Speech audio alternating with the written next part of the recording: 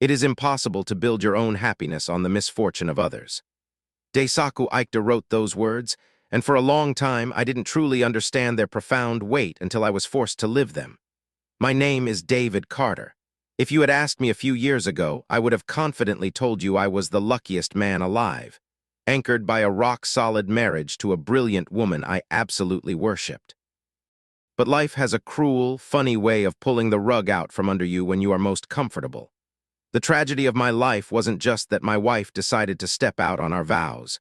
It was the chilling, arrogant way she demanded I simply accept her infidelity so she could live a double life. She thought she had outsmarted me. She thought I would just roll over, swallow my pride, and be the obedient, silent provider. But she severely underestimated the man she married. What she didn't know, and what you will discover by the end of this story, is that her audacity set in motion a meticulously orchestrated, devastating revenge plot that she absolutely never saw coming. Before the lies, the private detectives, and the hidden cameras, there was just a boy and a girl in Chicago, deeply in love and fueled by sheer ambition. We met in graduate school, a time in our lives defined by late nights, cheap coffee, and grand dreams. I was grinding through my MBA in healthcare administration, navigating the complex, numbers-driven world of medical economics and public health. Lindsay was studying to earn her CRNA degree, a certified registered nurse anesthetist. For those outside the medical field, that means she was highly intelligent, intensely focused, and preparing for a high-stakes career where a single miscalculation could mean life or death for a patient. She was stunningly beautiful, with a sharp wit and a radiant smile that could completely disarm anyone in the room. I was captivated from the moment we met. We bonded over our shared drive and our grueling study schedules. We were the ultimate medical power couple, or at least, that's what all our friends called us. We understood each other's stress, the punishing demands of our respective programs, and the sacrifices required to reach the top of our fields. When we finally got married, it felt like the natural, perfect culmination of all our hard work. We stood at the altar, looked each other in the eye, and promised to honor and cherish one another in sickness and in health. I meant every single syllable. I believed, with the naive certainty of a man who hasn't yet seen the dark side of human nature, that our vows were an unbreakable contract. I was so proud of her, so deeply invested in our shared success, that I never thought to look for cracks in the foundation. As we transitioned from the exhausted life of graduate students to established professionals, our dreams began to materialize into a beautiful reality. I secured a lucrative, stable position in hospital administration, and Lindsay landed a highly coveted, intensely demanding job in a neonatal intensive care unit. With our combined incomes, we bought a beautiful home sitting on a secluded 2-acre lot, complete with a sprawling back porch that looked out over a line of dense, quiet woods. It was our sanctuary.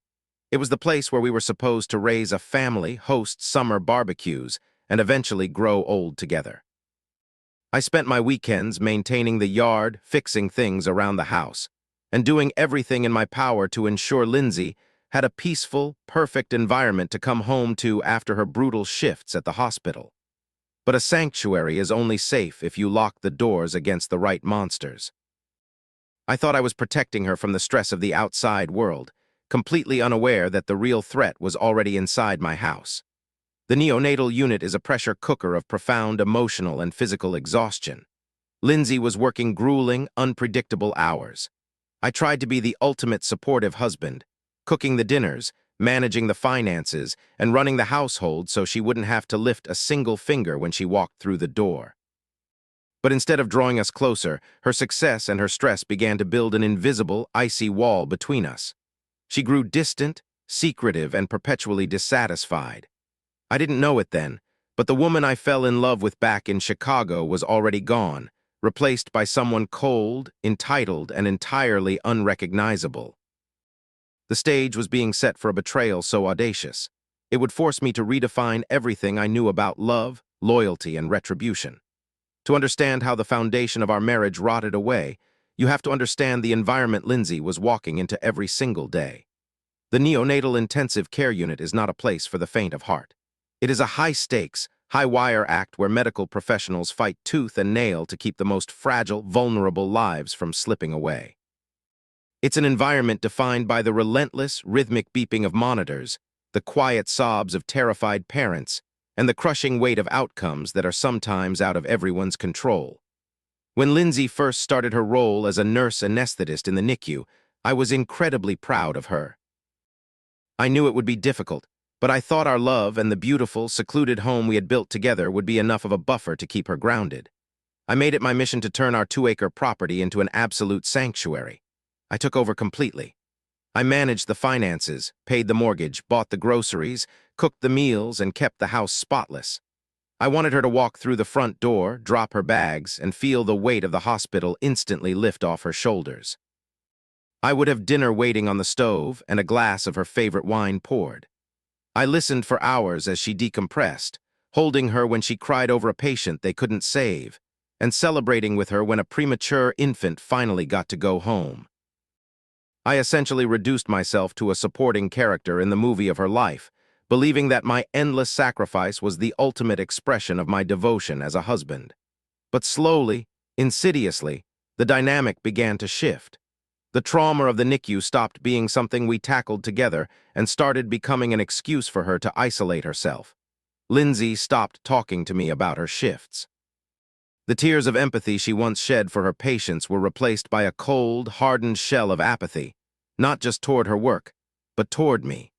She started working more erratic hours, picking up extra shifts and claiming she needed to decompress with her coworkers after work.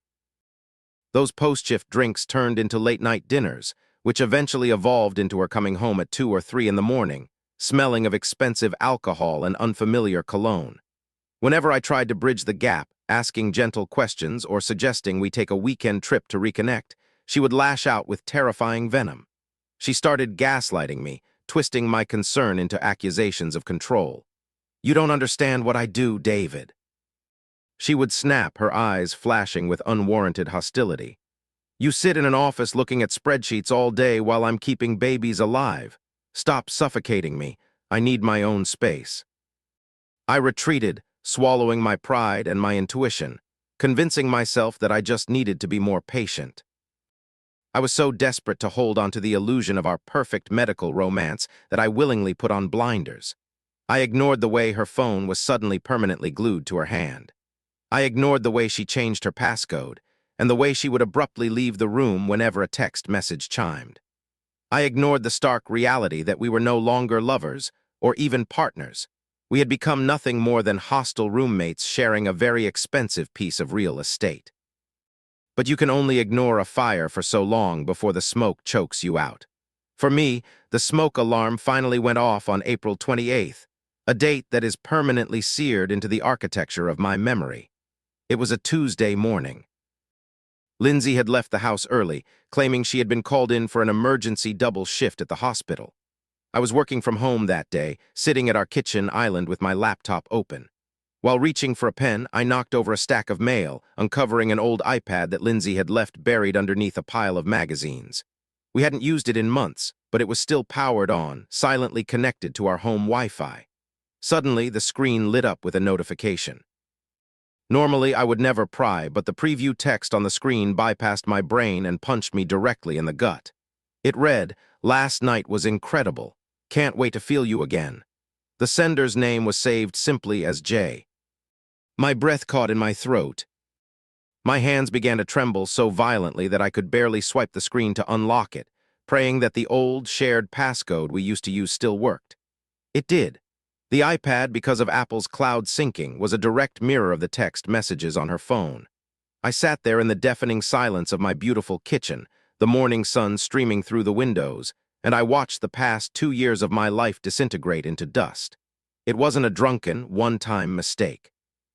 It was a sprawling, elaborately choreographed double life. I scrolled through months of messages, photos, and hotel confirmations. There wasn't just one man, there were multiple.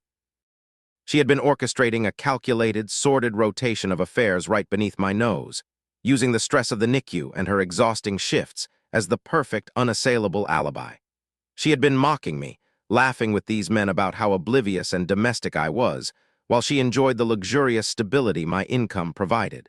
The physical reaction to a betrayal of that magnitude is something you cannot prepare for. The walls of the kitchen literally seemed to spin. A cold sweat broke out across my forehead, and an overwhelming wave of nausea hit me so hard I had to grip the edge of the marble countertop just to keep from collapsing onto the floor. 17 years of trust, love, and sacrifice vanished in the span of 5 minutes, leaving behind a dark, gaping crater in my chest. But then something shifted. The nausea faded, replaced by a cold, clinical clarity that I had developed during my years analyzing complex healthcare systems. I didn't break down and weep. I didn't smash the iPad against the wall. Instead, I connected it to my computer, exported every single thread, every photograph, and every receipt, and saved multiple encrypted backups. I built a fortress of evidence. I waited for her to come home that evening. She walked through the front door at 8:00 p.m., tossing her keys onto the entryway table, letting out a loud, theatrical sigh to announce how exhausted she was from her long shift. I was sitting in the living room in the dark. I turned on the table lamp as she walked in. "Have a seat, Lindsay," I said, my voice completely devoid of emotion. She stopped, her eyes narrowing suspiciously. "David, what is your problem? I am exhausted. I've been on my feet for 14 hours. "No, you haven't," I replied smoothly, sliding a thick stack of printed text messages and photographs across the coffee table. "You've been at the Marriott downtown for the last 4 hours. I watched as her eyes darted to the papers. I expected shock. I expected her to fall to her knees, to cry, to beg for my forgiveness, to claim it meant nothing. I had braced myself for the emotional explosion of a caught cheater. But Lindsay didn't cry. The mask of the exhausted, stressed-out nurse simply evaporated, revealing the cold, calculating stranger beneath. She slowly walked over, picked up the stack of papers, glanced at them with mild irritation, and then tossed them back onto the table. She walked over to the liquor cabinet, poured herself a glass of bourbon, and sat down in the armchair opposite me, crossing her legs. "Okay, you caught me," she said, taking a slow sip of her drink, looking at me with an expression of pure, unadulterated arrogance. I stared at her, completely stunned by her lack of remorse. "That's it. You caught me. You've been carrying on multiple affairs for months, treating our marriage like a joke, and that's all you have to say." Lindsay sighed the way one sighs at a slow child. "Look, David, let's be adults about this. I love our house. I love our lifestyle. You're a great provider and you make my life incredibly easy. I want to stay married to you. But I am not going to stop seeing other people. The excitement is the only thing keeping me sane. You can either accept an open marriage, look the other way, and continue enjoying the life we have, or you can throw a tantrum. It's entirely up to you." The sheer audacity of her demand left me momentarily breathless. She wasn't just admitting to the betrayal, she was weaponizing it. She genuinely believed she held all the power. She looked at me, this man who had catered to her every whim, and assumed I was so weak, so dependent on the illusion of our perfect life, that I would willingly accept being cuckolded in my own home just to keep her around. She expected me to swallow my dignity and be her silent financier. I looked into the eyes of the woman I had married and realized she was entirely dead. The person sitting across from me was a parasite. I stood up, adjusting my shirt cuffs, feeling a dark, terrifying calm settle over my soul. "I'll think about it," I said quietly, turning on my heel and walking out of the room. I didn't argue, I didn't yell, I let her think she had won. But as I walked up the stairs, leaving her smirking with her glass of bourbon, I knew with absolute certainty that our marriage was over. More importantly, I knew that simply divorcing her wouldn't be enough. The arrogance, the cruelty, the absolute lack of respect, it demanded a response that would shake her to her very core. She thought she was the smartest person in the room. She was about to find out exactly how dangerous it is to push a patient, calculating man past his breaking point. The morning after my wife offered me the choice between an open marriage or a tantrum, I woke up long before the sun. The house was completely silent, save for the hum of the central air conditioning. I lay in the guest bedroom, staring up at the shadows playing across the ceiling, and realized that the profound, suffocating grief I had expected to feel simply wasn't there. When someone you love dies, you mourn them. But when you discover that the person you loved never actually existed, that they were just a well-crafted projection masking a hollow, entitled core, there is nothing left to mourn. You don't cry over a mirage. You simply wake up and deal with the reality of the desert. I walked down the hall and stood in the doorway of the master bedroom. Lindsay was sound asleep, her chest rising and falling in a slow, peaceful rhythm. It is a terrifying realization that the people capable of the most breathtaking cruelty are often the ones who sleep the soundest. She had absolutely no remorse for the atomic bomb she had just dropped on our 17-year relationship. She genuinely believed that she had outmaneuvered me, that her income, her status as a medical professional, and my inherent desire to keep the peace would force me into compliance. She thought I would swallow my pride, act as her domestic servant, and quietly finance our beautiful home while she chased the thrill of multiple affairs. I decided right then and there to give her exactly what she expected. For the next 2 weeks, I executed the most difficult acting performance of my entire life. I put on the mask of a broken, submissive husband who was too terrified of losing his wife to take a stand. When she came home from her shifts, I had dinner waiting. I washed her scrubs. I asked her how her day was, and when she gave me short, dismissive answers, I nodded sympathetically and retreated. My sudden, apparent capitulation emboldened her in ways that were almost sickening to watch. Believing she had successfully broken my spirit, Lindsay became entirely reckless. She stopped hiding her phone.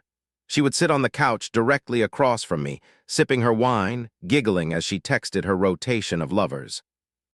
She would take calls from Dr. Jim or Justin out on the back porch, her voice carrying through the screen door, completely unbothered by the fact that her husband was sitting in the adjacent room. She walked around our home with an air of absolute, untouchable invincibility. But while she was busy playing the untouchable queen, I was quietly, methodically dismantling her kingdom. During the day, while she was at the hospital or spending her afternoons at the Marriott, I put my background in healthcare administration and systems management to work. I audited our entire life. I printed out years of bank statements, meticulously highlighting every single marital dollar she had spent funding her illicit double life. The hotel rooms, the expensive dinners, the gifts she had purchased for her paramours, it all came out of the joint account she assumed I never checked because I trusted her to manage the day-to-day ledger. I took this mountain of evidence to a ruthless, highly recommended family law attorney named Marcus. I didn't want a mediator, and I certainly didn't want a collaborative divorce. I wanted a tactical strike. I sat in Marcus's office and slid the heavy binder of exported text messages, photos, and highlighted financial statements across his desk. I explained her ultimatum. I explained the absolute lack of remorse. Marcus, a man who had spent 30 years watching marriages explode in spectacular fashion, leafed through the pages and let out a low whistle. "I've seen a lot of infidelity, David," he said, shaking his head. "But the sheer arrogance required to look your husband in the eye and demand he sponsor your affairs, that's a special kind of narcissism. What do you want to do?" "I want a divorce," I said, my voice as cold and level as a sheet of ice. "I want to legally sever my financial liability from her immediately. I want half the equity in the house, and I want to make absolutely sure she understands that the illusion of her control is permanently over." Marcus drafted the petition for the dissolution of marriage that very afternoon. But as we discussed the logistics of serving her the papers, I stopped him. Normally, a process server will quietly knock on your front door, hand over the envelope, and walk away. That was too easy. That was too private. Lindsay had spent the last 2 years using her demanding, high-status job in the neonatal intensive care unit as a shield. The hospital was her stage. It was the place where she was revered, respected, and viewed as an angel of mercy by her colleagues and the parents of her patients. Her entire identity, her entire ego, was wrapped up in being the flawless, heroic CRNA. She had disrespected my home, my vows, and my dignity. It was only fitting that reality came crashing down on her in the one place she felt most powerful. "I don't want her served at the house," I told Marcus, leaning forward. "I want her served at work, in public." Marcus smiled, a sharp, predatory grin. "I have just the guy for the job." We coordinated the strike for a Thursday afternoon. I knew Lindsay's schedule intimately. I knew that at exactly 2:00 p.m. there was a shift change in the NICU. The outgoing nurses, doctors, and anesthesiologists would gather in the main staff lounge just outside the sterile unit for the handoff briefings. It would be crowded. It would be public. I stayed home that day, sitting in my home office with my phone resting on the desk in front of me. At 1:45 p.m., I received a text from the process server. I'm in the lobby. Heading up to the ward now, I closed my eyes and pictured it. I pictured the elevator doors opening. I pictured the man in the sharp suit walking up to the nurse's station, asking loudly for Lindsay Carter. I pictured her stepping out of the staff lounge, surrounded by the coworkers she had lied to, the doctors she wanted to impress, and the friends she had used to build her alibi. I pictured him handing her the thick manila envelope, stating loudly enough for the entire corridor to hear, "You've been served." At 2:12 p.m., the silence in my home office was shattered by the harsh, vibrating ring of my cell phone. The caller ID flashed her name. I let it ring 3 times, savoring the absolute shift in power before I finally answered. I didn't say hello. I just put the phone to my ear and waited. "Are you out of your expletive mind?" Lindsay's voice shrieked through the speaker. It was a sound I had never heard from her before, a frantic, hysterical screech that was entirely devoid of her usual polished arrogance.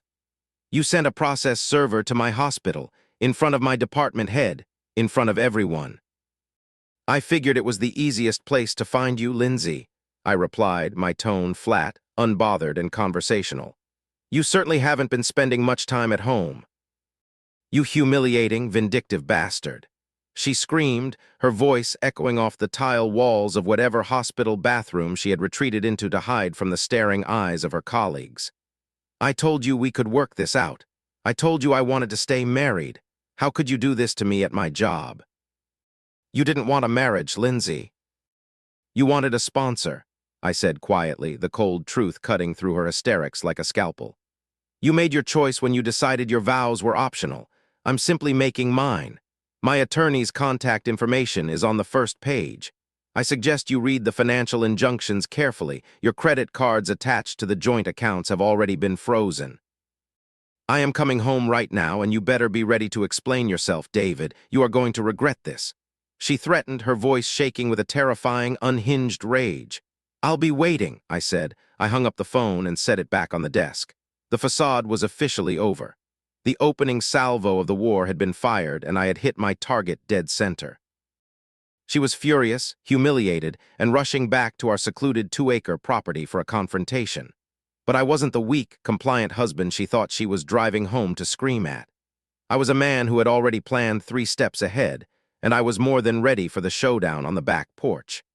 The 2-acre lot we had purchased just outside the city limits was renowned for its absolute tranquility.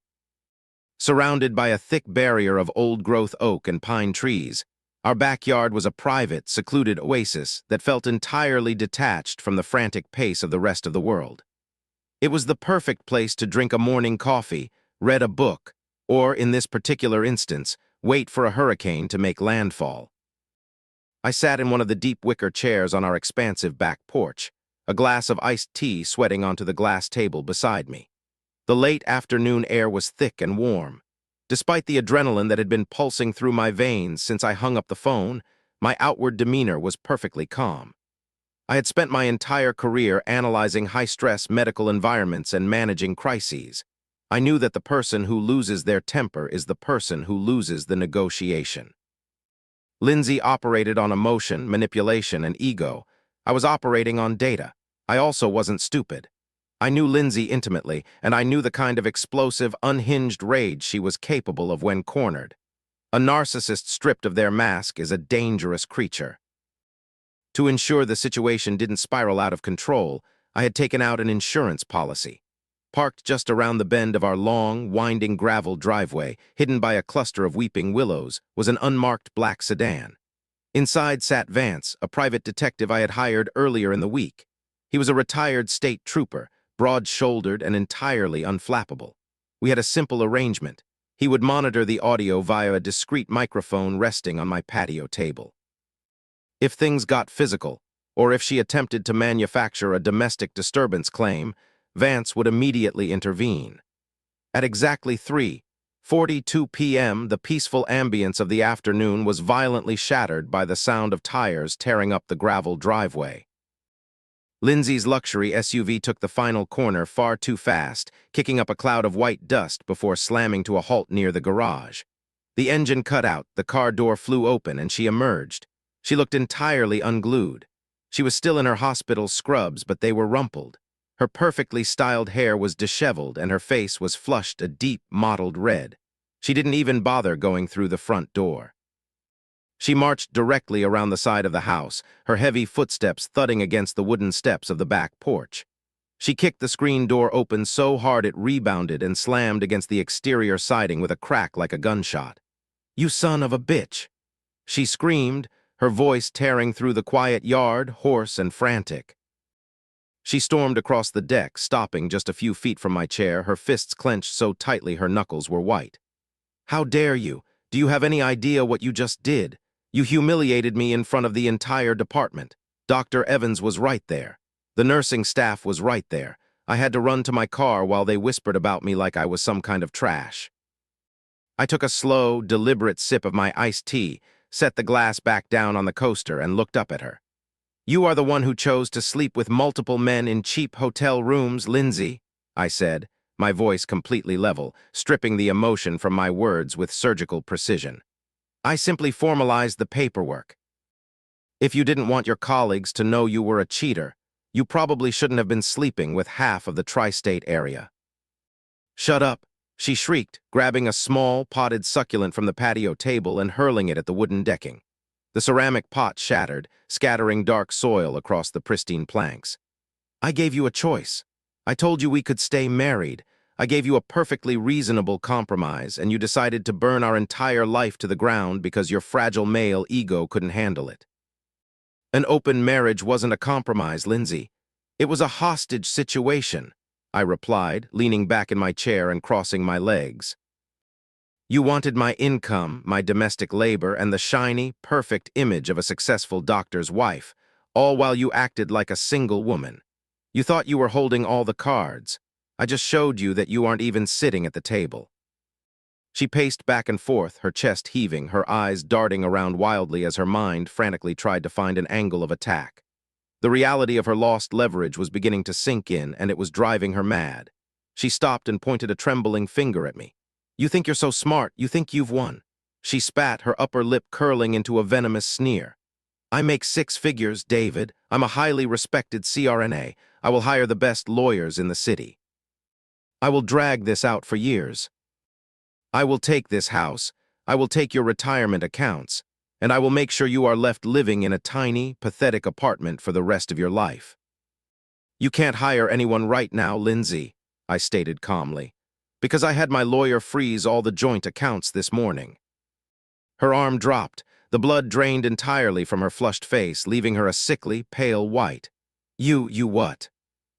"I froze the accounts," I repeated, enunciating every syllable. "I also printed out 3 years of financial statements. I have the receipts for the hotel rooms. I have the receipts for the expensive dinners. I have the bank transfers to the secret account you thought I didn't know about. It's called the dissipation of marital assets, Lindsay. You've been embezzling our shared money to fund your affairs. My lawyer filed the emergency injunctions this morning. You don't have a war chest to fight me with. You have absolutely nothing." The shift in her demeanor was instantaneous and terrifying. The anger evaporated, replaced by a pure, unadulterated panic. She took a step toward me, her eyes wide, and suddenly the hysterical screaming shifted into an ugly, desperate sob. She fell to her knees on the wooden deck, right amidst the shattered ceramic and spilled dirt of the plant she had just thrown. "David, please," she cried, reaching out to grab the hem of my jeans.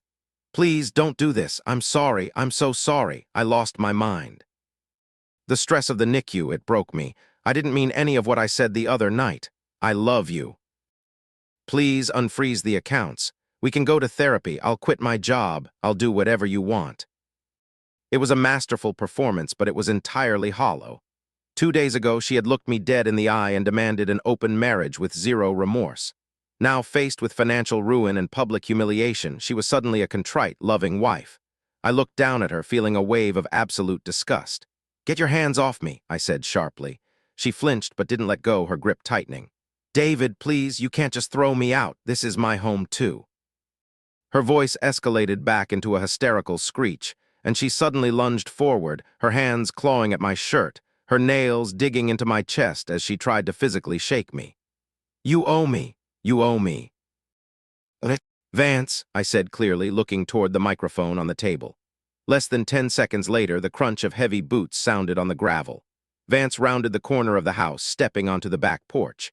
He was a massive, intimidating presence, his arms crossed over his chest, his eyes locked on Lindsay. "Is there a problem here, Mr. Carter?"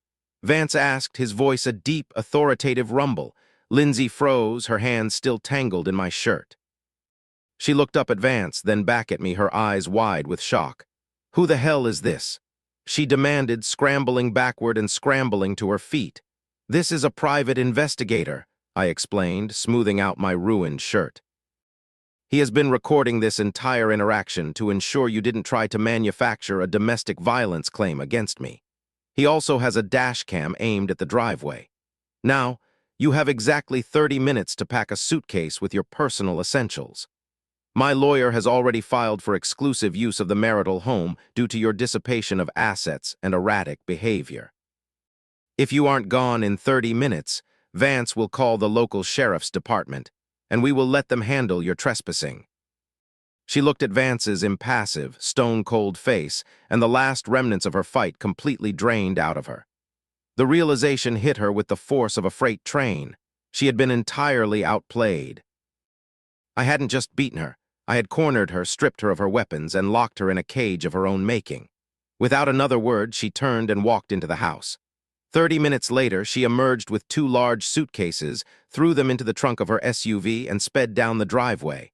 I watched her taillights disappear around the bend, the silence of the 2-acre lot finally returning to normal. The divorce was shockingly swift. Because I held all the undeniable evidence of her infidelity and financial fraud, and because she was terrified that I would publicly expose the details to her hospital board, her expensive lawyers advised her to settle quietly. She surrendered her claim to the house, agreed to an unequal split of our savings to reimburse me for the funds she had wasted, and walked away with a fraction of what she had originally planned to steal. She couldn't show her face in Chicago anymore. The humiliation at the hospital had done its job, the rumors spread like wildfire, and the pristine, angelic image of the perfect CRNA was shattered. A few months after the divorce was finalized, she packed up what was left of her life and moved to Denver, Colorado, looking for a fresh start. Eventually, word reached me that she had landed on her feet. She had managed to secure a job at a prestigious clinic in Denver, and miraculously had quickly married a wealthy, highly respected physician named Dr. James Thaddeus. To the outside world, it looked as though Lindsay had completely gotten away with her betrayal. She was living in a multi-million-dollar home, attending galas, and playing the role of the perfect doctor's wife in a brand-new city. It looked like the villain had won, while I was left sitting alone in the quiet aftermath of a ruined marriage. But Lindsay didn't realize that Chicago was just the first phase of my operation. She thought our business was concluded the day the judge signed the divorce decree. She had no idea that I had spent the last year quietly building a network, reallocating my resources, and preparing a response so absolute, so devastating, that it would ensure she never built her happiness on the misfortune of others ever again. Society constantly feeds us a very specific, sanitized narrative about heartbreak and betrayal. We are told to take the high road. We are told that karma will naturally balance the scales of justice if we simply focus on our own healing. They say that the best revenge is living a good life, letting go of the past, and moving forward with grace. For a year after my divorce was finalized, I tried to subscribe to that philosophy. I focused on my career in healthcare administration, I optimized my investments, and I rebuilt a quiet, peaceful life for myself in a new, modern condo in downtown Chicago. On paper, I was the poster child for healthy recovery. But late at night, when the city outside my window grew quiet, the high road felt remarkably empty. Through the inevitable grapevine of mutual acquaintances and social media, I was kept periodically updated on my ex-wife's new life. Lindsay hadn't just landed on her feet. She had seemingly been launched into the stratosphere.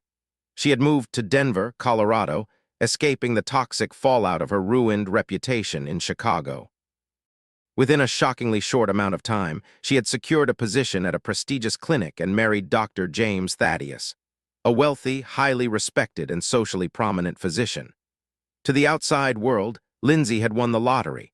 She was living in a sprawling, multi-million-dollar modern mansion in the foothills of the Rockies, attending high society galas and playing the role of the flawless, adoring doctor's wife.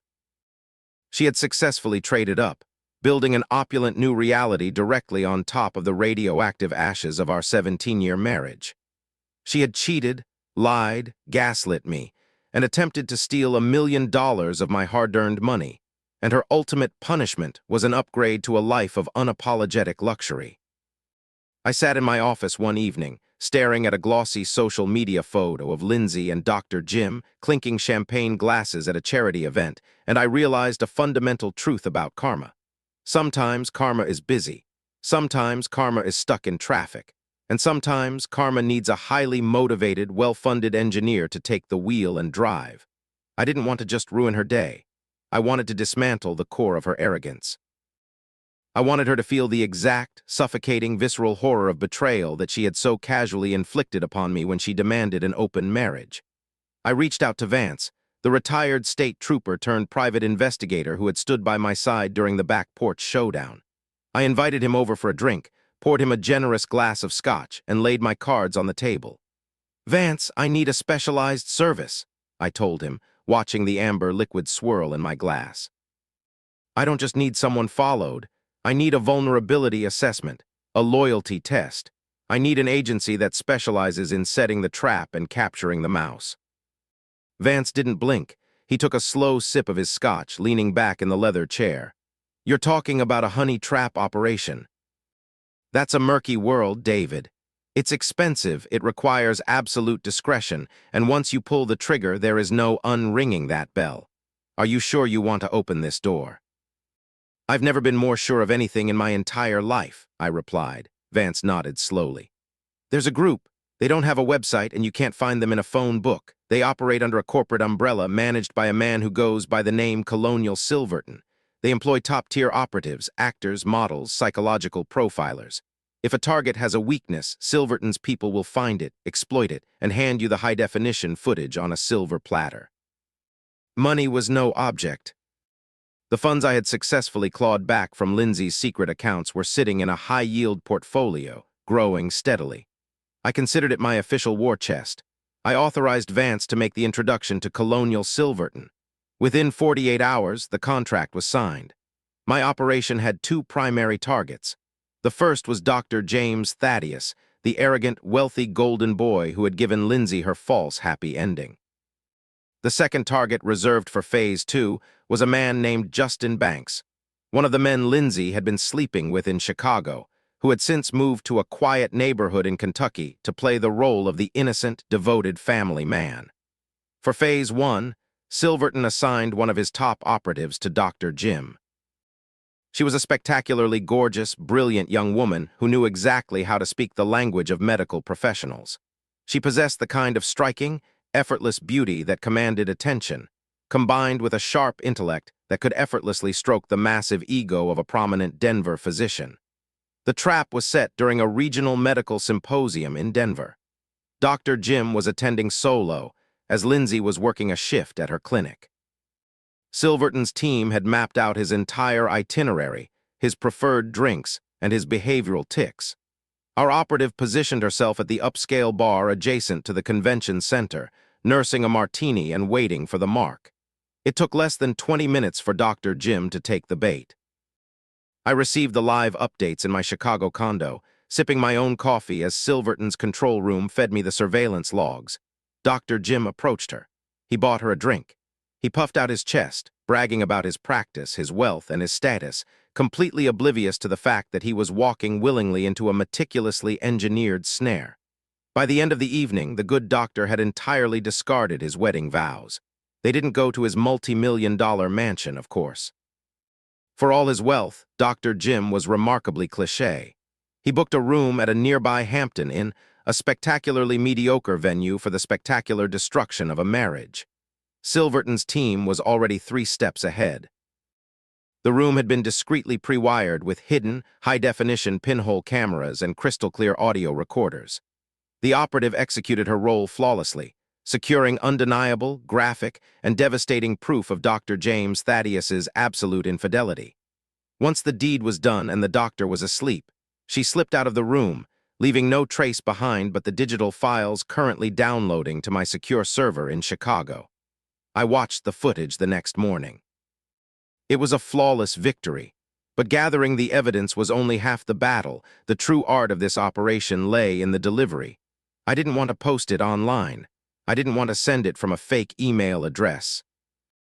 I wanted the delivery to be a physical, inescapable event that would shatter the pristine glass walls of Lindsay's Denver mansion.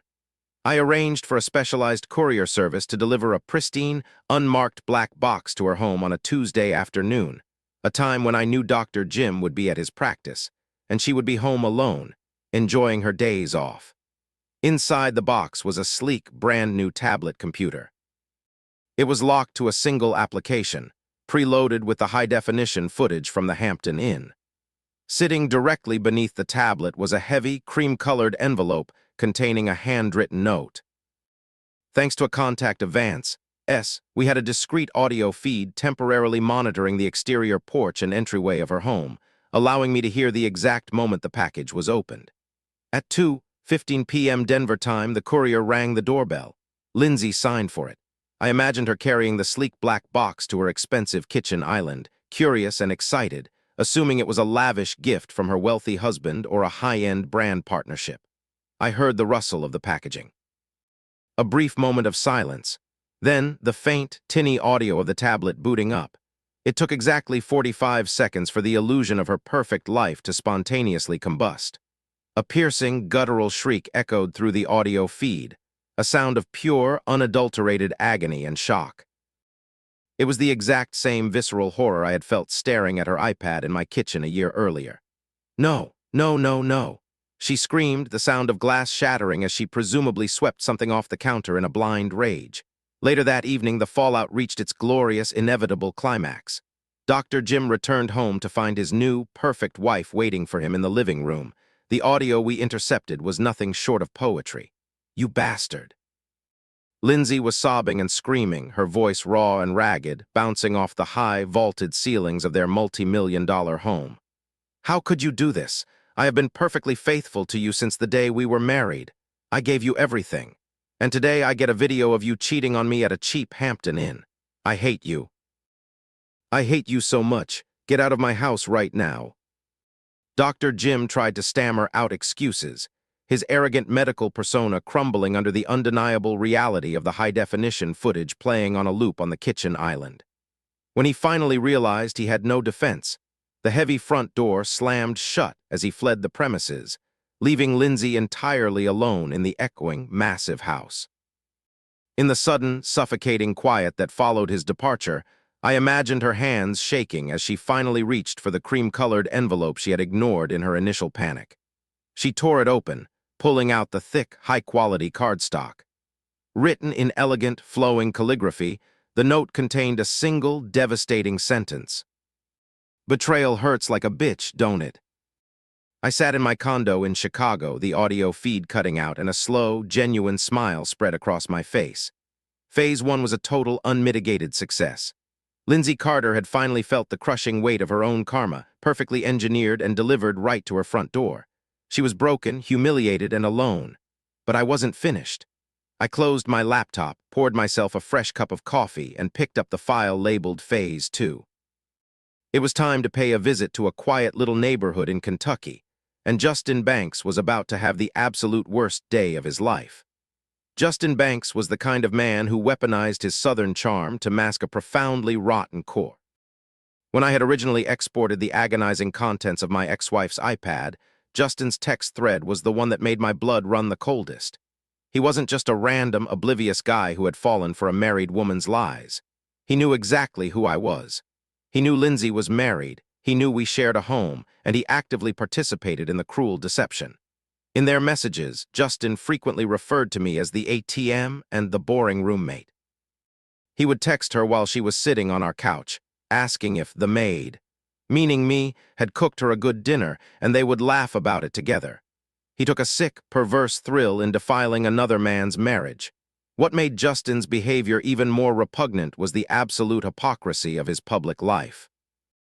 After his affair with Lindsay fizzled out following our divorce, Justin had relocated to a quiet, picturesque neighborhood in Kentucky. He had married a sweet, deeply religious Southern woman and immediately began playing the role of the devoted family man. His social media was a sickening display of curated perfection, photos of him holding his newborn daughter, standing proudly next to his wife outside their local church, and posting long, sanctimonious captions about the sanctity of family values. He was a predator hiding behind a white picket fence, completely confident that his past sins in Chicago had been safely buried.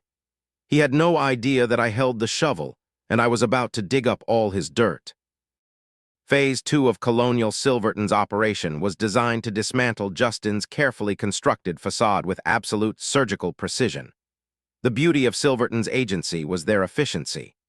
The very same operative who had so flawlessly dismantled Dr. Jim's life in Denver was given a new dossier, a new wardrobe, and a plane ticket to Louisville, Kentucky, where Justin was scheduled to attend a regional sales conference for his logistics company. Justin's ego was his ultimate vulnerability. He viewed himself as an irresistible ladies' man, a conqueror who was simply too charming to be tied down by the rules that governed ordinary people. When Silverton's operative, looking absolutely breathtaking in a tailored cocktail dress, accidentally bumped into him at the upscale hotel bar hosting the conference, Justin didn't stand a chance. He took the bait with pathetic eagerness. Within 2 hours of their initial conversation, he had removed his wedding ring, slipped it into his jacket pocket, and was inviting her up to his executive suite. Once again, the room had been meticulously pre-wired. The agency captured everything in stunning, high-definition clarity. But unlike the Denver operation, where the evidence was delivered via a sleek digital tablet, the strategy for Justin required a more visceral, old-school approach.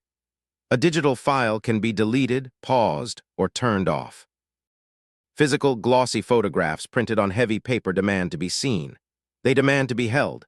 They force the viewer to look at the undeniable, ugly truth in the palm of their hands. 3 days after the sales conference, I sat in my downtown Chicago condo, staring at my computer screen.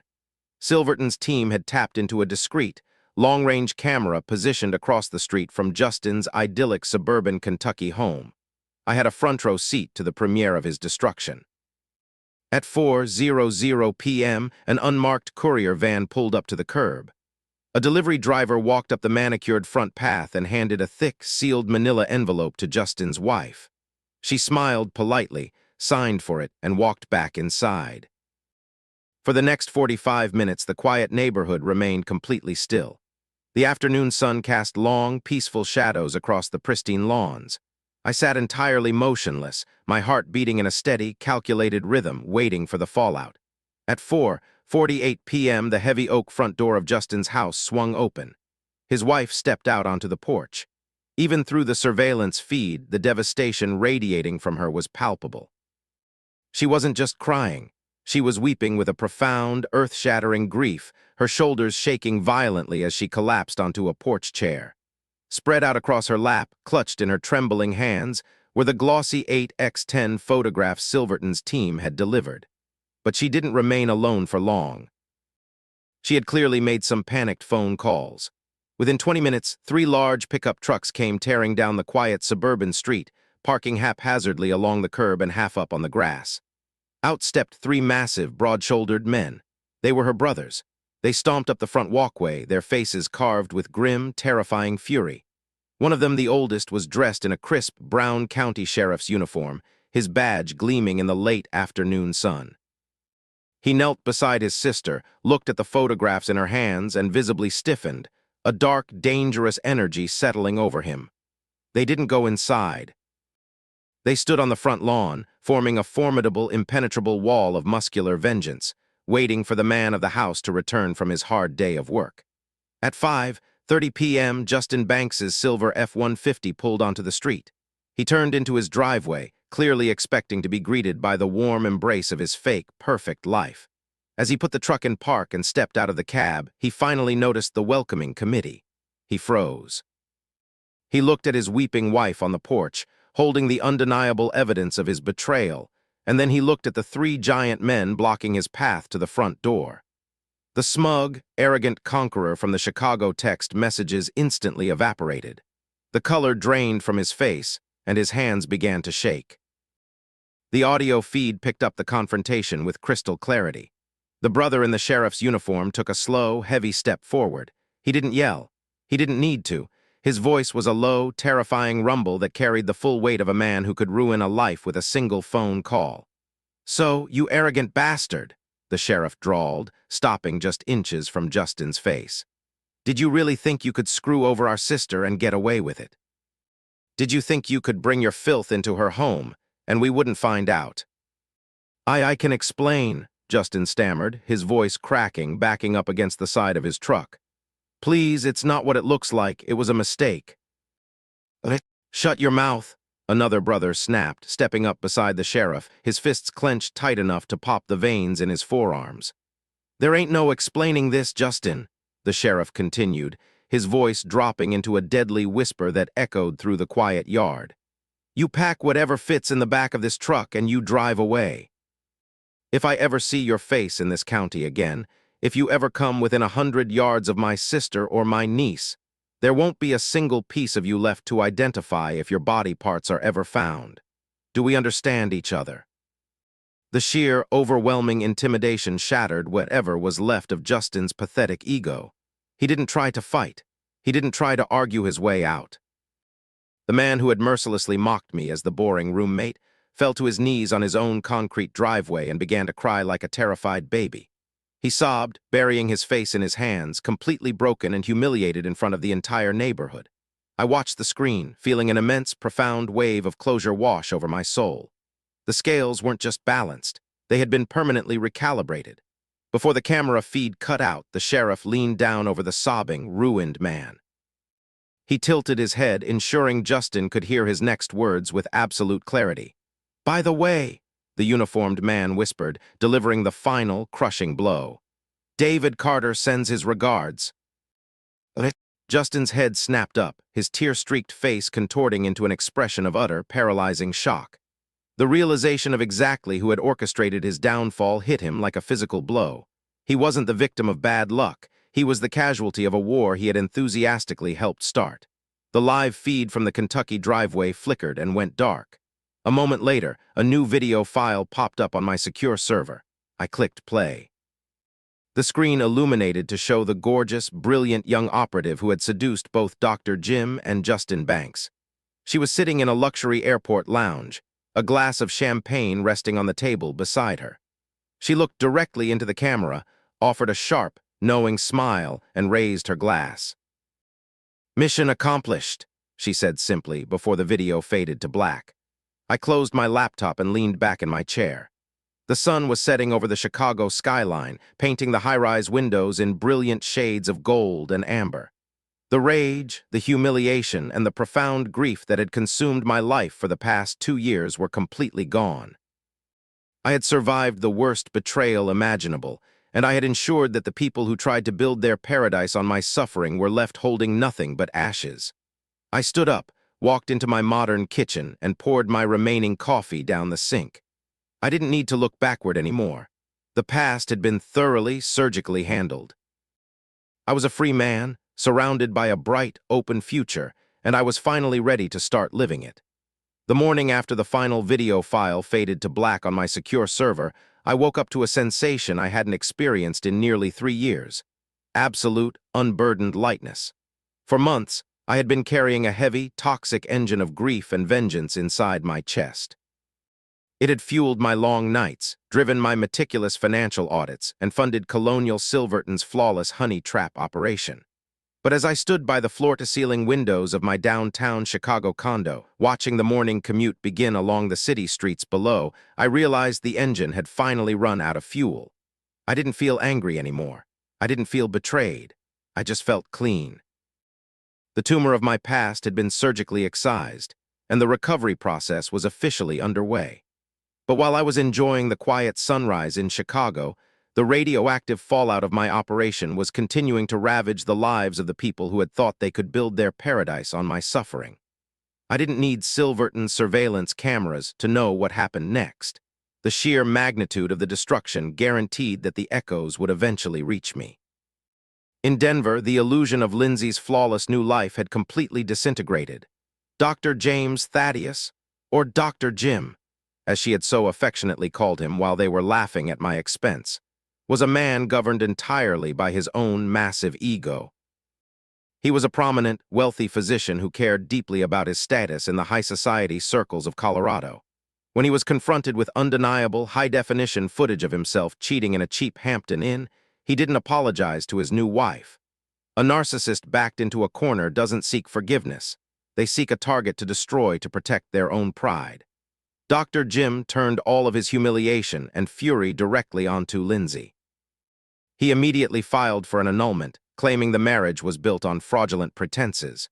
Because he was incredibly wealthy and notoriously ruthless, he had forced Lindsay to sign an ironclad prenuptial agreement before they wed, an agreement she had eagerly signed, assuming her own charm and manipulative skills would keep her safe. She was wrong. Dr. Jim's legal team locked her out of the multi-million-dollar mansion within days. Furthermore, Dr. Jim sat on the board of directors for the prestigious clinic where Lindsay had secured her new CRNA job. Using his overwhelming influence and citing erratic personal behavior, he ensured her contract was swiftly terminated.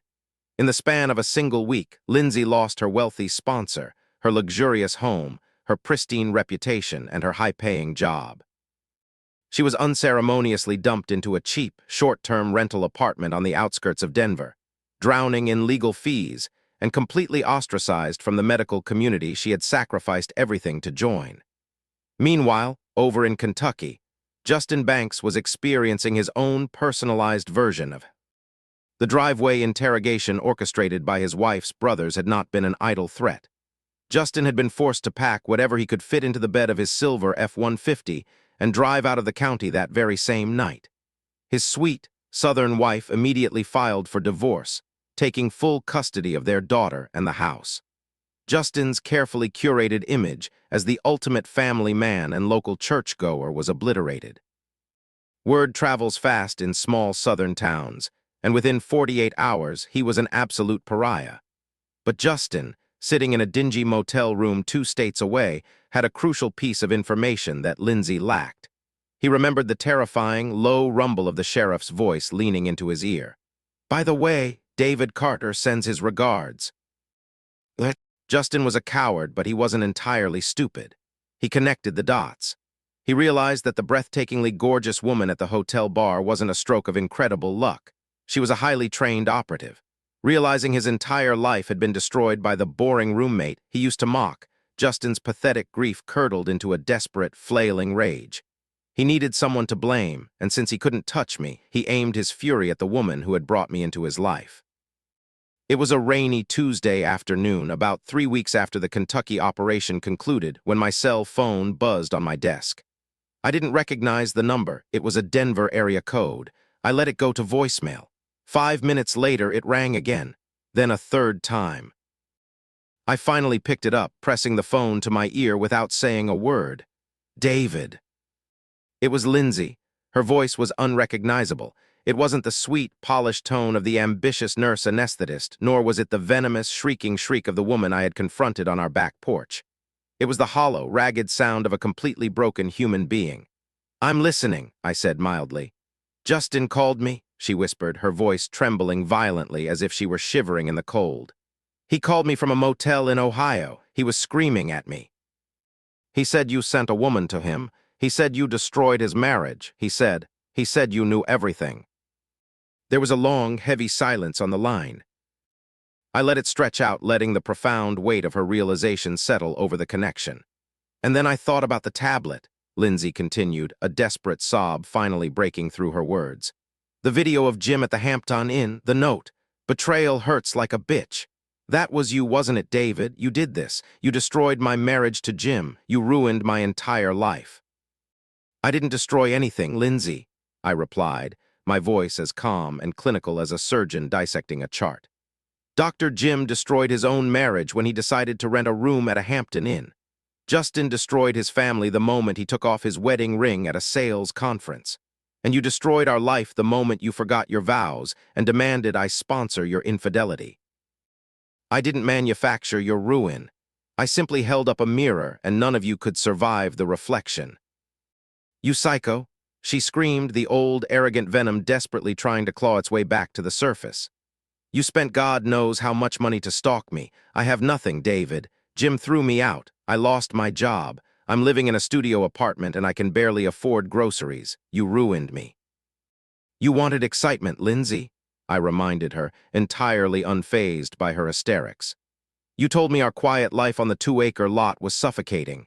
You said you needed thrilling, unpredictable men to feel alive. I just made sure you got exactly what you asked for. Consider it my final act of service as your husband. Please, David. She suddenly pivoted, her anger instantly collapsing back into a pathetic, weeping plea.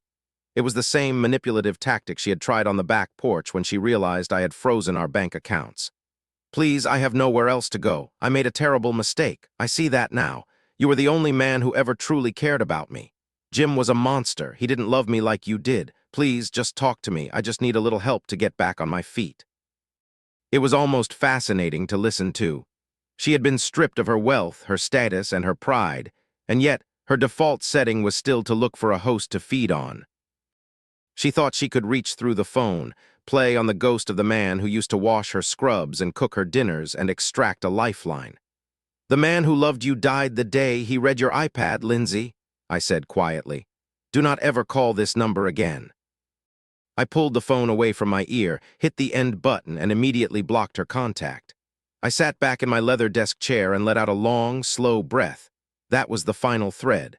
The last, lingering tether to my past had been severed completely. The years that followed were the most productive and peaceful of my entire life. Unburdened by the exhausting, invisible weight of a toxic marriage, my career skyrocketed. I was promoted to vice president of operations for the hospital network, securing a salary that dwarfed the lifestyle Lindsay and I had previously shared. I traveled. I invested. I built a life that was entirely my own, surrounded by genuine friends and colleagues who respected my integrity. Eventually, I met someone new, a woman entirely outside the medical field. She is an architect, brilliant and kind, with an incredibly grounding presence.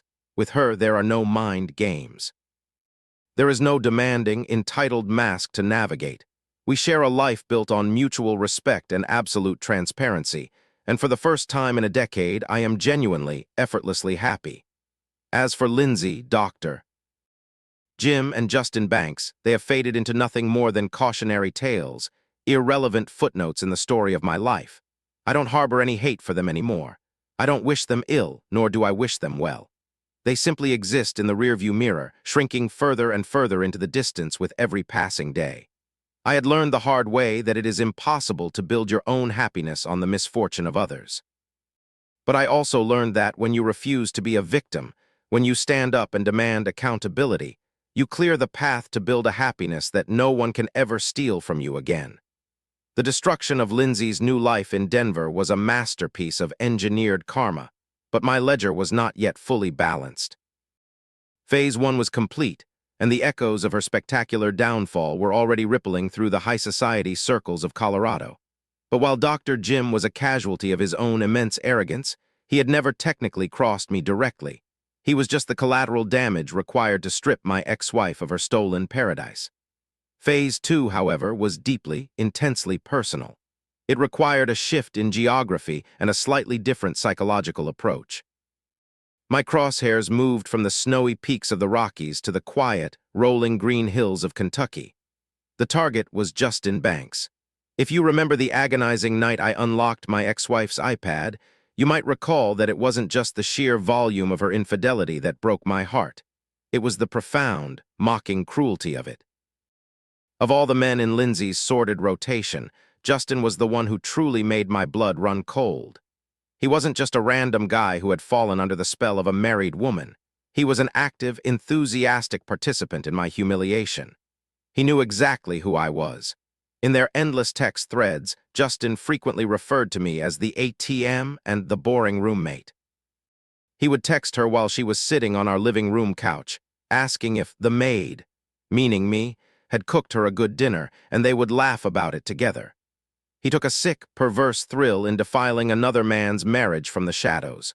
What made Justin's behavior even more repugnant was the absolute hypocrisy of his public life.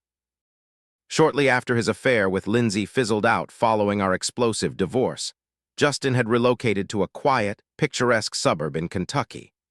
Through Vance's initial background checks, I learned that Justin had married a sweet, deeply religious Southern woman and had immediately begun playing the role of the devoted, wholesome family man. I spent an entire evening in my Chicago condo scrolling through the intelligence file Vance had compiled, which included a mirrored copy of Justin's public social media presence. It was a sickening display of curated perfection. There were photos of him holding his newborn daughter, standing proudly next to his smiling wife outside their local church on Sunday mornings. He posted long, sanctimonious captions about the sanctity of family values, the importance of loyalty, and the blessings of a faithful home. He was a predator hiding safely behind a white picket fence, completely confident that his past sins in Chicago had been buried and that his true nature would never be exposed to his new community. He had no idea that I held the shovel, and I was about to dig up all his dirt. I convened with Vance and the handlers from Colonial Silverton's agency to map out Phase 2. Justin's psychological profile was entirely different from Dr. Jim's.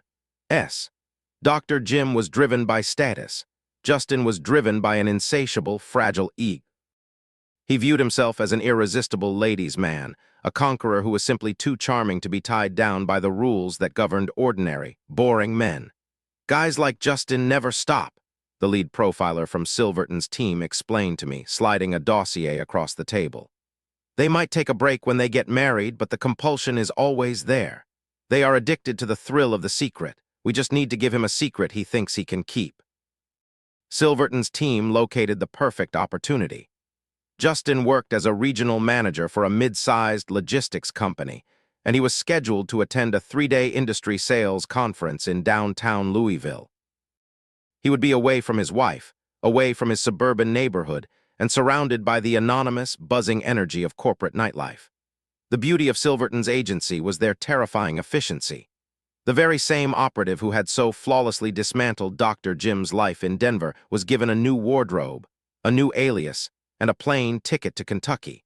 She was breathtakingly gorgeous, possessing the kind of effortless, magnetic charm that could completely disarm a man within seconds. On the second night of the logistics conference, the trap was set. Justin was holding court at the upscale hotel bar, wearing a sharp suit and drinking premium bourbon on his company's expense account. Our operative didn't aggressively pursue him. She simply positioned herself 2 bar stools away, ordered a martini, and let Justin's monumental ego do the heavy lifting. I monitored the real-time audio feed from my office in Chicago. It took less than 15 minutes for Justin to slide over and introduce himself. Listening to him operate was nauseating. He deployed the same slick, rehearsed charm he had likely used on Lindsay years ago. He complained mildly about how stressful his job was, painting himself as a misunderstood, overworked executive who just needed a night to unwind. He didn't mention his sweet Southern wife. He didn't mention his newborn daughter. Within an hour, the audio picked up a subtle, metallic clink. It was the sound of Justin removing his wedding ring and dropping it into his suit pocket. He had taken the bait with pathetic eagerness. By 11:00 p.m., Justin was inviting her up to his executive suite. Just like in Denver, Silverton's team had already been inside the room. They had discreetly pre-wired the suite with hidden, high-definition pinhole cameras and crystal-clear audio recorders. The operative executed her role flawlessly, securing undeniable, graphic, and devastating proof of Justin Banks's absolute infidelity. She captured his face, his voice, and his blatant disregard for the family he claimed to hold so sacred. Once he fell asleep, she slipped out of the room, leaving him to wake up the next morning believing he had successfully pulled off the perfect, victimless crime. But gathering the evidence is only the mechanical part of a revenge plot. The true artistry lies in the delivery.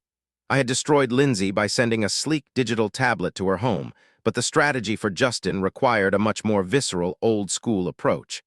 A digital file can be deleted. A tablet can be smashed or turned off. But physical, glossy photographs printed on heavy photographic paper demand to be seen. They demand to be held. They force the viewer to look at the undeniable, ugly truth directly in the palm of their hands, completely unable to swipe it away. I instructed Silverton's team to select the 10 most damning, explicit frames from the hidden camera footage. We had them printed as high-resolution 8x10 photographs. I didn't include a typed note or a dramatic letter. The images spoke for themselves.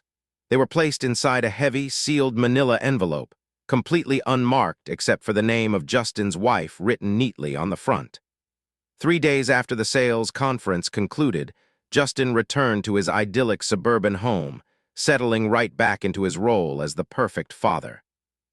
He went to work that Tuesday morning completely oblivious to the fact that the ghost of his past was currently sitting in the back of a delivery van, making its way down his tree-lined street. I sat in my downtown condo, staring at my computer screen. Silverton's team had tapped into a discreet, long-range camera positioned across the street from Justin's house. The camera offered a perfect, unobstructed view of his manicured front lawn and his heavy oak front door. I poured myself a cup of black coffee, leaned back in my chair, and watched the live feed. At exactly 4:00 p.m., the unmarked courier van pulled up to the curb. The delivery driver stepped out, walked up the front path, and rang the doorbell. Phase 2 was officially in motion. Justin Banks had spent years laughing at me from the safety of the shadows, confident that his actions had no consequences. He was about to learn that karma doesn't just knock. Sometimes it kicks the front door entirely off its hinges. From my vantage point on the 34th floor of my downtown Chicago condo, the world outside was a sprawling grid of glass, steel, and relentless motion. But my entire focus was locked onto the glowing rectangular screen of my laptop, which transported me hundreds of miles away to a quiet, sun-drenched suburban street in Kentucky. Silverton's surveillance team had secured an impeccable angle. The high-definition feed showed Justin Banks's perfectly manicured lawn, the charming wraparound porch, and the heavy oak front door. It was the quintessential American dream, funded by lies and built on a foundation of profound hypocrisy. I took a slow sip of my coffee, feeling the steady, rhythmic thrum of my own heartbeat as the unmarked courier van idled at the curb. The delivery driver stepped out, holding the heavy manila envelope containing the glossy 8x10 photographs of Justin's indiscretions. He walked up the pristine concrete path, pressed the doorbell, and waited. A few moments later, the door swung open. Justin's wife stepped out onto the porch. Through the dossier Vance had provided, I knew she was a sweet, deeply involved member of their local church, a woman who believed with her whole heart that she was married to a devoted, faithful family man. She smiled politely at the courier, signed the digital pad, and accepted the envelope. The driver turned and walked back to his van.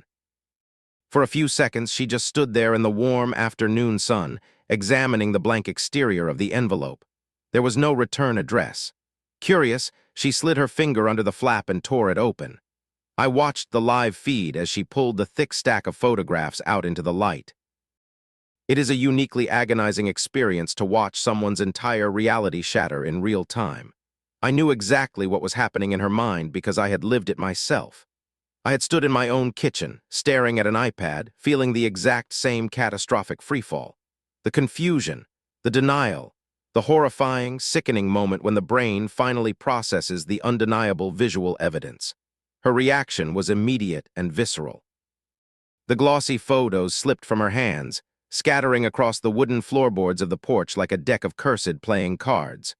Her hands flew to her mouth to stifle a scream, but her knees instantly buckled beneath her. She collapsed onto the porch, her shoulders heaving violently as she fell into a state of profound, earth-shattering grief. My heart ached for her genuinely. She was an innocent casualty in this war, collateral damage in Justin's endless campaign of selfishness. But the brutal truth is that a festering wound cannot heal until it is fully exposed to the air. Justin was a disease in her life, and I was simply providing the diagnosis. Through her tears, she managed to retrieve her cell phone from her pocket. Her fingers trembled so violently she could barely unlock the screen, but she finally pressed the device to her ear, sobbing frantically into the receiver. The neighborhood remained agonizingly still for the next 20 minutes. The shadows of the large oak trees stretched further across the lawn as the late afternoon transitioned into early evening. And then, the silence was violently broken. 3 heavy-duty pickup trucks came tearing around the corner of the suburban street. They didn't bother parking neatly. They swerved aggressively toward the house, tires screeching against the asphalt, half parking on the curb and tearing deep ruts into Justin's pristine green grass. The doors flew open in unison. Out stepped 3 massive, broad-shouldered men. These were her older brothers. They stomped up the front walkway, their faces carved out of pure, unadulterated fury.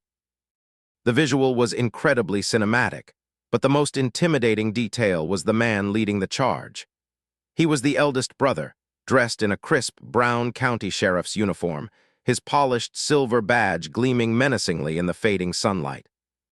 His hand rested naturally near his utility belt, not reaching for a weapon, but radiating the absolute, terrifying authority of a man who held the law in the palm of his hand. They reached the porch. The sheriff knelt beside his weeping sister, placing a massive, comforting hand on her shaking back. His eyes fell to the scattered 8x10 photographs. He picked one up, studying the graphic, undeniable image of his brother-in-law in the executive suite at the Louisville Hotel. I watched the sheriff's jaw tighten. The veins in his thick neck bulged against the collar of his uniform. He didn't scream. He didn't fly into a frantic rage. Instead, a dark, lethal calm settled over him, the kind of calm that precedes a catastrophic storm. He stood up, handed the photo to his 2 brothers, and nodded toward the driveway. The 3 giants descended the porch steps and arranged themselves in a formidable, impenetrable wall of muscle and retribution, blocking the path from the driveway to the front door. They stood with their arms crossed over their chests, completely silent, waiting for the man of the house to return from his exhausting day at the office. At 5:15 p.m., the silver F-150 pulled onto the street. Justin Banks turned into his driveway, likely whistling a tune, his massive ego still fully inflated from his conquest at the sales conference just days prior. He put the truck in park, opened the door, and stepped out into the humid Kentucky. He took 2 steps toward his house before he finally registered the scene. He froze. His eyes darted from the deep tire tracks tearing up his lawn to the 3 enraged giants standing in his driveway, and finally to his wife, who was sitting on the porch steps, sobbing into her hands with the damning photographs piled at her feet. The smug, arrogant conqueror who used to text my ex-wife mocking me as the boring roommate instantly evaporated. Through the high-definition feed, I could clearly see the color completely drain from his face, leaving him a sickly, ashen gray. His shoulders slumped, and his hands immediately began to shake. The audio feed captured the confrontation with crystal, terrifying clarity. The brother in the sheriff's uniform detached himself from the wall of muscle and took a slow, heavy step forward. His heavy boots crunched against the concrete. I can explain," Justin stammered immediately, his voice an octave higher than usual, cracking under the immense pressure of his own guilt. He took a stumbling step backward, pressing his spine flat against the side of his truck. "Listen to me, guys, please. It's not what it looks like. It was a setup. I was drunk. It meant nothing." "Shut your damn mouth," the middle brother snapped, stepping forward, his fists clenched so tightly the knuckles shone white. "You don't get to speak." The sheriff raised a hand, stopping his brother. He stepped directly into Justin's personal space, stopping mere inches from the terrified man's face. "So, you arrogant bastard," the sheriff drawled, his voice a low, vibrating rumble that sounded like a rock slide. "Did you really think you could screw over our sister and get away with it? Did you honestly believe you could bring your filth into her home, look us in the eye at Sunday dinner, and we wouldn't find out?" "I love her," Justin pleaded, tears welling up in his eyes, the pathetic desperation leaking out of every pore. "Please, just let me talk to her. Let me apologize." "There ain't no explaining this, Justin. There ain't no apologizing," the sheriff continued, his voice dropping into a deadly, quiet whisper that somehow carried more menace than a scream. "You are going to walk to the back of this truck. You are going to pack whatever you can fit in the cab in the next 10 minutes, and you are going to drive away. If I ever see your face in this county again, if you ever come within 100 yards of my sister or my niece." The sheriff leaned in closer, his nose almost touching Justin's. "There won't be a single piece of you left to identify if your body parts are ever found. Do we understand each other? The sheer, overwhelming intimidation shattered the last remaining fragments of Justin's pathetic ego. There was no smooth talking his way out of this. There was no gaslighting his wife into believing she was crazy. He was trapped in the blinding spotlight of his own actions. Justin's legs simply gave out. The man who had mercilessly mocked my devotion and my marriage fell to his knees on the hard concrete of his own driveway. He buried his face in his trembling hands and began to cry like a terrified, helpless baby. He sobbed loudly, his chest heaving, completely and utterly broken, humiliated in broad daylight for the entire neighborhood to see. I sat in my chair in Chicago, breathing in the sweet, intoxicating air of absolute vindication. It was beautiful. It was flawless. Before the camera feed cut out, the sheriff looked down at the sobbing ruin of a man at his feet. He tilted his head, ensuring Justin could hear his final words over his own pathetic weeping. "By the way," the uniformed man whispered, delivering the final, crushing blow. "David Carter and his friend Colonial Silverton send their regards." Justin's head snapped up, his tear-streaked face contorted into an expression of utter, paralyzing shock. The realization hit him with the kinetic force of a freight train. He wasn't the victim of a random coincidence. He hadn't just gotten unlucky at a hotel bar. He had been targeted, hunted, and systematically dismantled by the very man he thought he had successfully made a fool of years ago. The live feed from the Kentucky driveway flickered, the image freezing for a fraction of a second on Justin's horrified, devastated face, before the screen finally went completely dark. The live feed from the Kentucky driveway flickered, the image freezing for a fraction of a second on Justin's horrified, devastated face, before the screen finally went completely dark. I sat in the quiet luxury of my Chicago condo, the only sound being the faint, distant hum of city traffic 34 floors below. A few seconds later, my secure server chimed with one final incoming file. It wasn't surveillance footage. It was a direct video message. I clicked play. The screen illuminated to show the gorgeous, brilliant young operative from Colonial Silverton's agency. She was sitting in a first-class airport lounge, a sleek leather weekender bag resting on the chair beside her, a glass of celebratory champagne in her hand. She looked directly into the camera, her eyes sparkling with the sharp, knowing intelligence of a predator who had just flawlessly executed a hunt. She raised her glass in a silent toast. "Mission accomplished, Mr. Carter," she said, offering a stunning, devastating smile before the video faded to black. I closed my laptop, the soft click echoing in my office. It was over.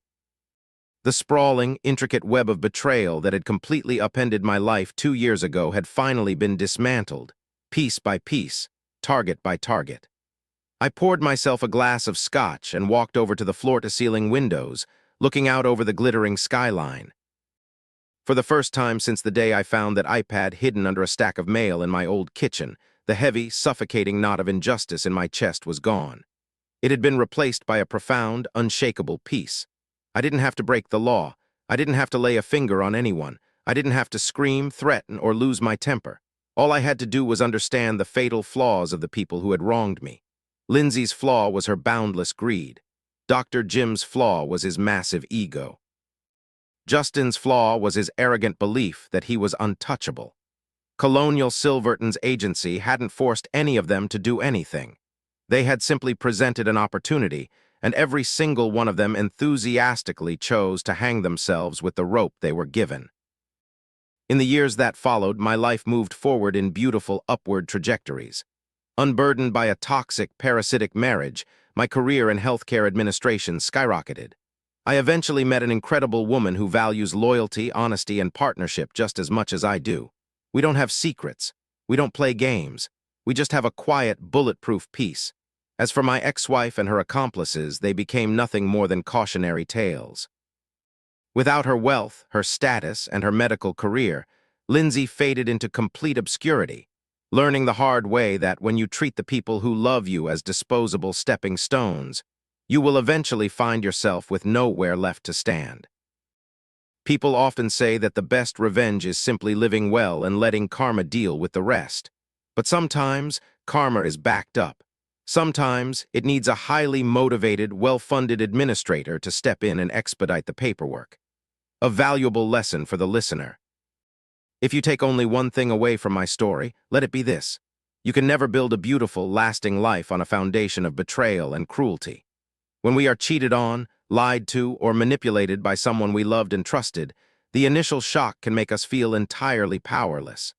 Society often conditions the betrayed partner to stay quiet, keep the peace, and take the high road while the betrayer walks away with no consequences. But you do not have to be a silent victim in the story of your own life. You have the right to stand up, secure your assets, and demand accountability. You don't have to resort to violence or illegal retaliation to find justice. True justice is found by holding up a mirror to toxic people and forcing them to face the ugly reality of their own actions. Narcissists, cheaters, and manipulators will always eventually destroy themselves because their egos make them sloppy.